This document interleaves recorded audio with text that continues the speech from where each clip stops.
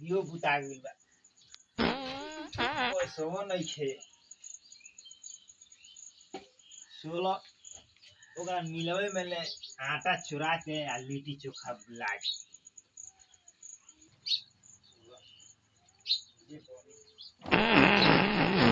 ये दिलो वाले तो भाग अपना में काम हुई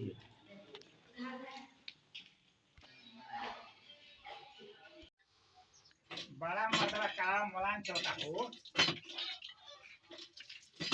लेवर लाग न बा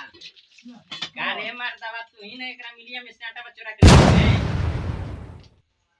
एकरा मिलिया में से आटा तू ही ना चोरा के लावे ओए मर्दवा कुछ सुनात नहीं छे अरे एकरा मिलिया में से आटा तू ही ना चोरा के सोलिया से बतियावत रह तार मौगी से कही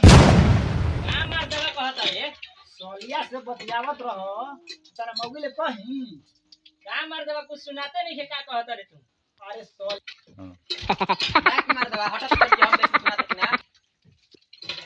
अरे ससुरा तू पढ़े जा लड़की पटैले बड़े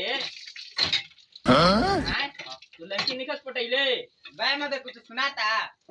अरे तू पढ़े जालस तो लड़की निकस फसैले तेरा भाई बाप से मत कही कुछ सुनाता है लेकिन अब का कहियो बाग मार दबा तोरा सुना तकबे तू पढ़े जालस तो लड़की फसैल पर तेरा बाबू से कह दी आ तू कहत सुनाते नहीं छे बाग मार दबा नहीं छे सुना सच मुझे भाई मत